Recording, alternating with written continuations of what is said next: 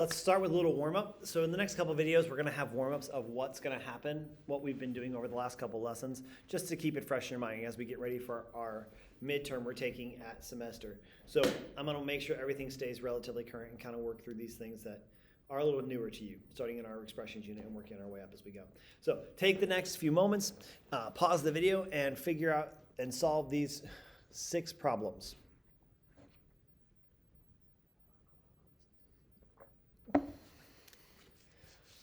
All right, so let's take a look at these answers as we work through them. So if we take a look at this first one here, we've got 7 plus x minus x plus 2. Even though I can't do anything inside this thing, and even if I distribute a positive 1, it's still going to end up being x plus 9.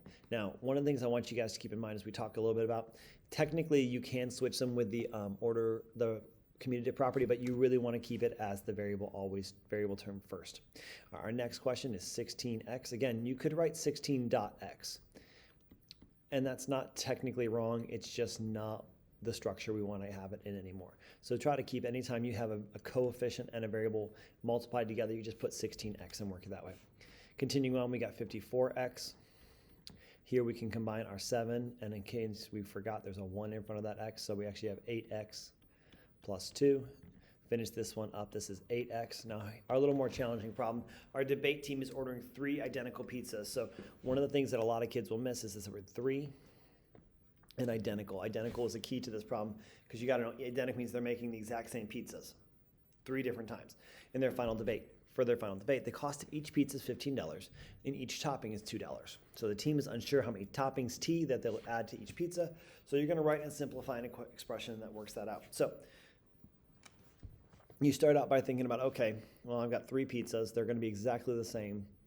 They're going to be, there's $2 per topping plus $15 for each individual pizza. Now I have to simplify that. I can go ahead and distribute my 3 to get $6 for each individual topping plus $45 for all 3 pizzas, just the base cheese and sauce and bread and all that good stuff.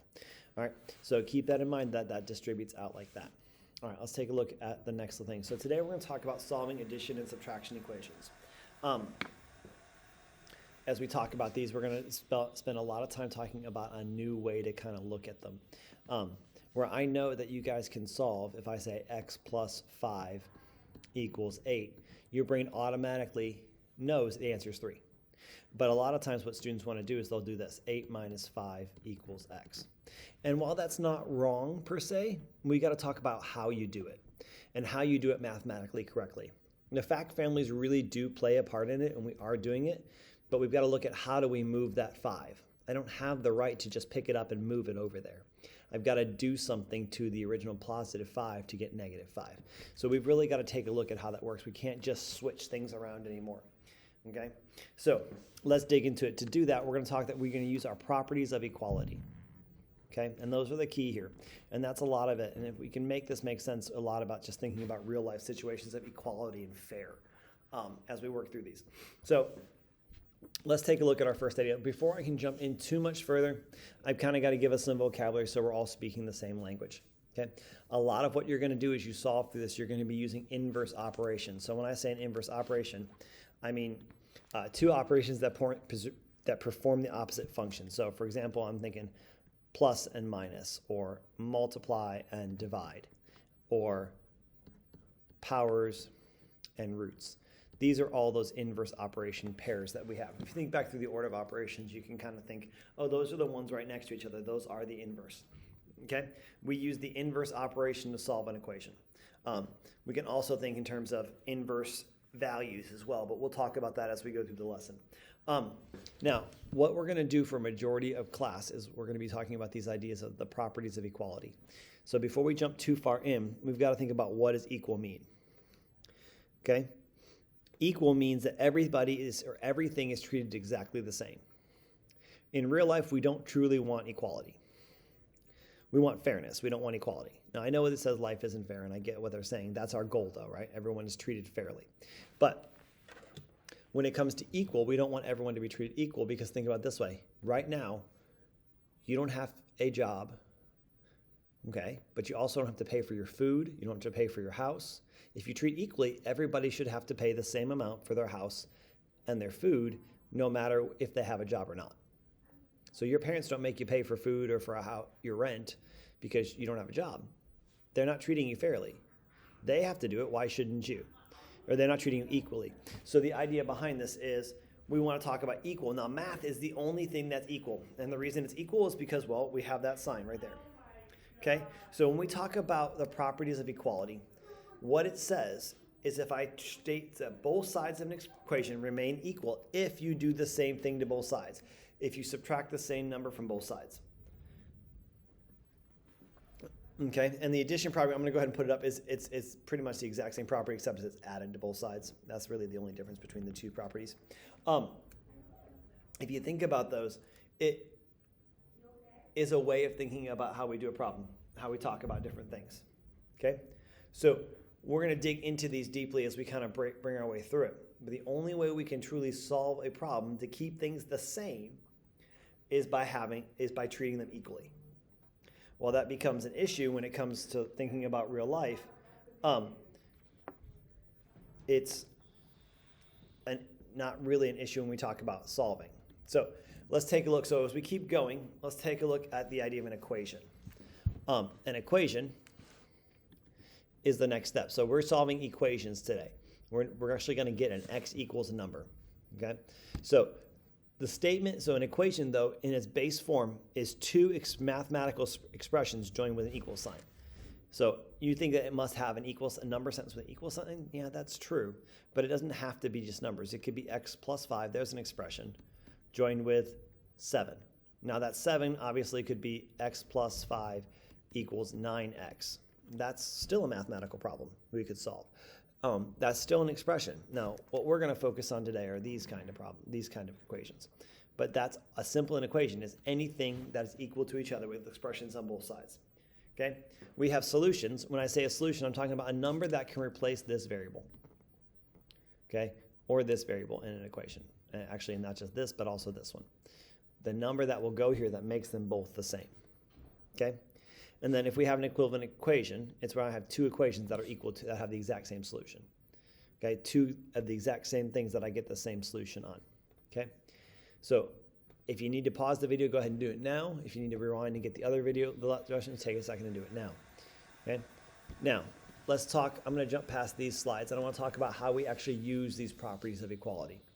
Okay, so when we start here, we have to write it as a property of equality. We want to solve these because I know we could rearrange this and go, okay, 10 minus 6 is 4. And to an extent, you're kind of using the property of equality. You're going to put x over here when you did your fact families. But that's not how you can show your work anymore.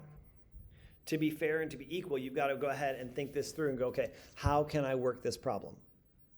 Okay? How can I solve this that I have to add or subtract the same thing to both sides to make it work? So what I really want, I want x over here by itself, and I want these numbers next to each other. So when I solve a problem using the property of equality, I'm going to use my inverse operation. So if I have x plus 6, what I'm really going to do is go, okay, how do I get rid of plus 6? You can think of what's my inverse operation? It's net minus 6, or you can think of its inverse number, which is negative 6. They both work out the same way. So what the property of equality says is if I bring it over here, so if I brought this minus 6 to this side, where did the plus 6 I had on this side go? Where did this disappear from? To move it from where it is here and to move it over here is minus 6. Well, this is how I do it. If I take minus 6 from this side, I have to treat it equally. So think about it this way. If you're getting cookies on cookie day and you walk up and look at the problem, if I gave cookies to your entire table, but not you, am I treating you equally? No. If I just take negative 6 from this side or add and subtract 6 from this side, am I treating this x equally when it had a 6 there to start? No. I've got to treat everything equally. It means I have to treat everybody the exact same. So I would go ahead and say, okay, if I subtract it across here, and some kids thought think that there's a wall here, it kind of helps them. If I do it to one side of my equal sign, I do it for the other side. Okay? So plus 6 and minus 6, that's just going to give me 0, right? So that's going to leave me as x. 10 minus 6 is 4.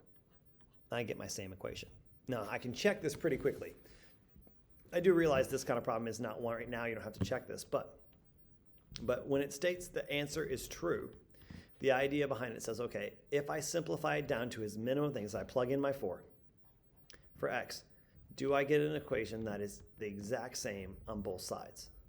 Does 10 equal 10? Of course it does. So that's the answer.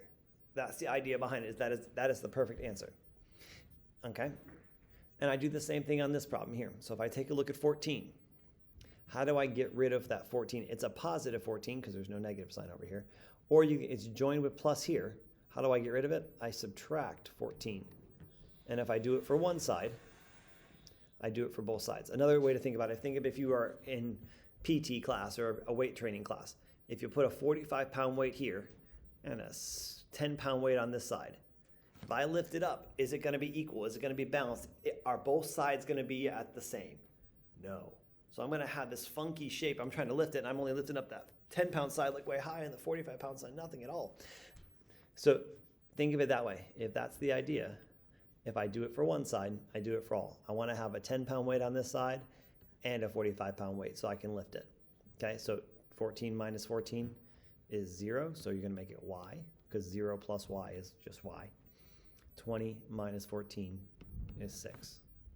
And you can see if I plug 6 in right here, 14 plus 6 is 20. Therefore, you've got the right answer.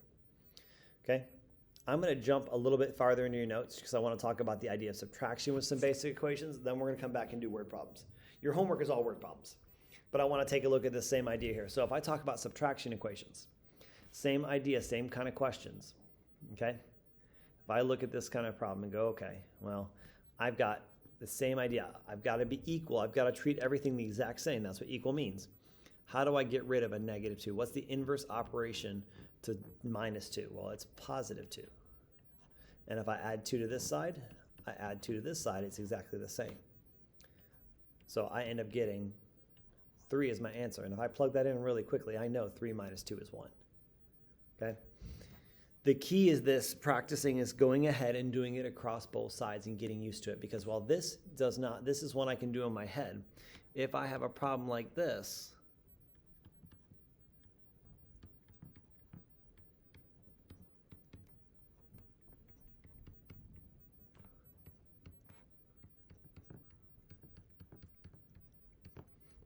and this is something I actually teach in my other classes, I can't do that one in my head. I have too many x's together. It's too much information. I can't solve it. So while I can do this really quickly in my head, I know the answers to these really fast.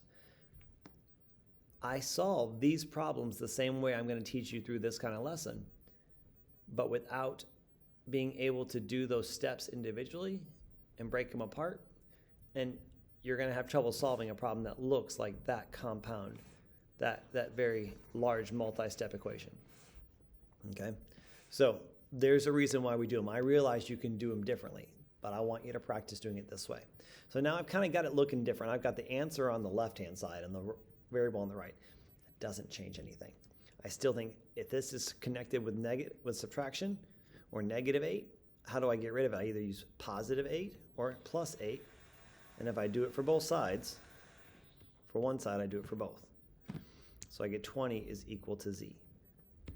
And it's perfectly fine to write it. And if you check your math, you'll get 12, and then 20 minus 8 is 12, so 12 equals 12. All right, now let's take it up a notch. Let's work at our word problems. So Ruben and Tariq have 245 minutes of downloaded music. Between them together, it kind of has a half. If Ruben has 132 minutes, how many belong to Tariq? Now, natural inclination, I know, is to go ahead and write this as a subtraction problem. What I want you to get to learn how to do is how to turn this into an algebraic equation, how to write this as an addition equation. So that's what we're really going to be looking at, okay? Not worried about the answer, worrying about the process, okay? So we start thinking about this problem. So I've got a total of 245 minutes, okay? Ruben and Tariq tells me it's kind of an addition problem because and's another way to say that. If Ruben has 132 minutes, so that means I know this one. Do I know what Tariq has? No, that's what I'm trying to figure out. So because it's a word problem, I'm going to go ahead and have a let statement. Let T equal Tariq's music. All right, and now that I've got that, I'm going to come in and go, okay, so if I know Ruben had 132 and Tariq has more, because it says and, that's kind of another way to plus. So I don't know what Tariq has number-wise, but I know he has T. And together they have 245 and 5/10 minutes of music. How do I solve this? And this is where I use my subtraction property of equality. I take 132 from both sides, and I go, okay, well that's T. 5/10, 3, 1, 1. So Tariq has 113 and a half minutes of music, where Ruben has 132. And that gives me a quick way to solve the problem. I want you to take a second, and I want you to see if you can create the equation for Julie and Len's problem.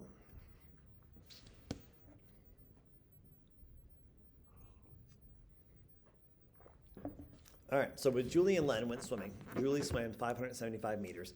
This is 150 more meters than Len swam.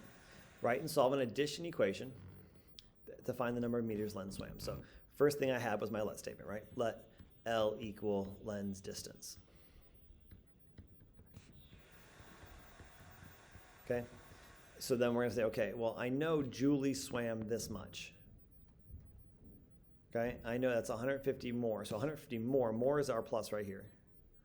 So there's our plus. Len swam's our L. So 150 plus L is equal to 575, to what Julie swam. Now let's me go ahead and subtract.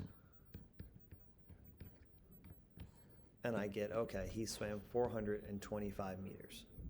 I know it's meters because I have it right there in the end. So L equals 425 meters. Okay? All right. Let's take a look at this one. This one's got a similar structure, but I want to go ahead and talk about how it's written. So the male gorilla weighs 374 pounds on average. This is 181 pounds more than the weight of the female gorilla. Write and solve an addition equation that find the weight of the average female gorilla.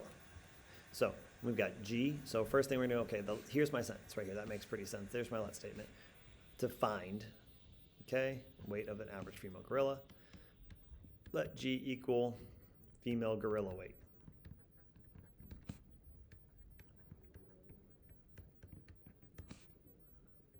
I'll put average weight, so I'm being very specific.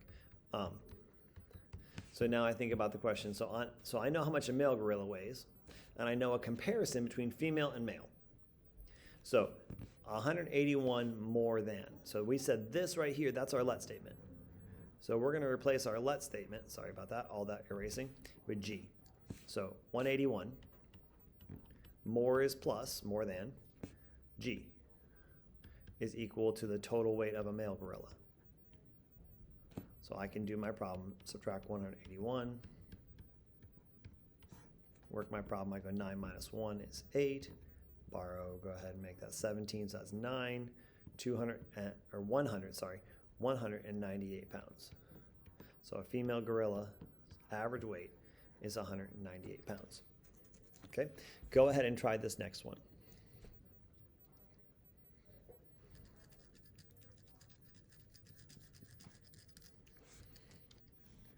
All right, so we're going to figure out, so we need length north to south, so we're going to say we'll say X this time, equal length, I'm going to abbreviate Pennsylvania, PA, from north to south, N to S.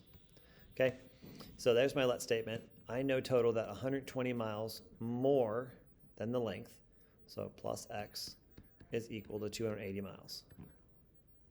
So if I subtract, so 280 miles east to west, that's 120 more, so I'm going to subtract 120.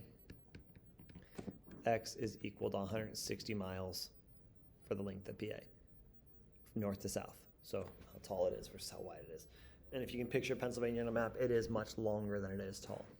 Okay, so now let's take a look at how I look at subtraction equations. Now, I want you to do all of these as subtraction equations. I know it's not as specific. It doesn't say solve this as subtraction, but I'm asking you to. Okay? So if we take a look at the pair of shoes that cost $25, this is $14 less than the cost of a pair of jeans. So this time, we're going to think about how it works out. So 14 less than, so I've got cost of jeans. There's my let statement right there. Let J equal cost of jeans. So now if I've got that, again, Again, this is where I'm kind of coming in. I'm looking for what I wrote. This right here is what I've got in my equation. That's J now.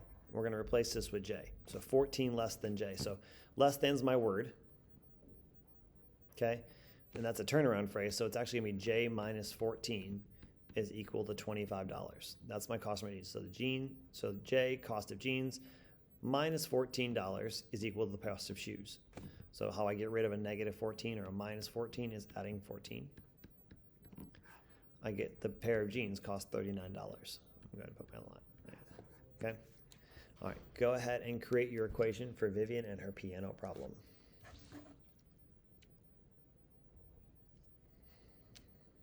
All right, so now that we've kind of got that, practice piano for 32 minutes. She practiced 11 minutes less than her brother did. So we're going to say write and solve an equation, particularly a subtraction equation, to determine how long her brother practiced. So it's brother's practice, right? So we'll say B. Let B equal brother's practice. All right, so now that I've got that in my problem, I've got my setup. So again, we're going to look up here, minutes less than her brother did. Now, so this is her brother did. So it's kind of understood that it's her brother's practice time. So this is all going to be B now. So 11 less than, so we switch it around. So B minus 11 equals what Vivian did. So when we look at this, we'd add 11 to both sides. B is equal to 43 minutes. That's how much time he did.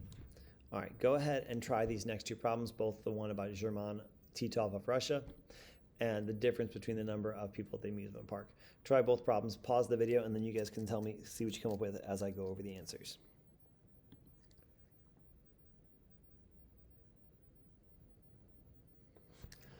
All right, so let's kind of read this through. This one's a little more challenging, but it has a lot to it. So right as a subtraction, how old was John Glenn? So we have let J equal John Glenn's age.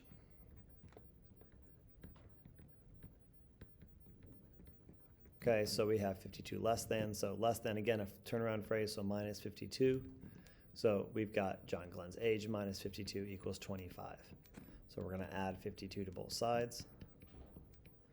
John Glenn's age was 77 years old when he flew into space his last time. Not his first, but his last.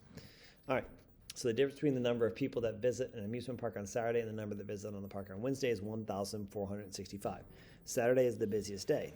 If there are 4,320 people on Wednesday, how many visitors there on Saturday? So again, you kind of run through this problem. You go, okay, what am I trying to send it Saturday visitors? Let S equal Saturday visitors. And again, I'm going to look for that in the problem. That helps if I spell it correctly. So the visitors, so the difference, so there's my subtraction right there, between the number of people that visit an amusement park Saturday versus Wednesday. So we know Wednesday is our answer. It's 4,320. So if I take what Saturday visitors minus that 1,465, I'll find out how many Saturday visitors I have. So I'm going to add 1,465. I'm going to get S is equal to 5,785 visitors. Put my comma where it belongs. Okay, and that gives you guys the rundown of all your problems and kind of makes you think about it. Okay, let's do this one last problem. After you withdraw $50 from your savings account, this is more of a math problem that requires a little bit of outside knowledge. If I withdraw that, I know that's telling me I'm subtracting it. After you do that, it tells me what I'm doing first. I'm going to have money first. My balance was 124.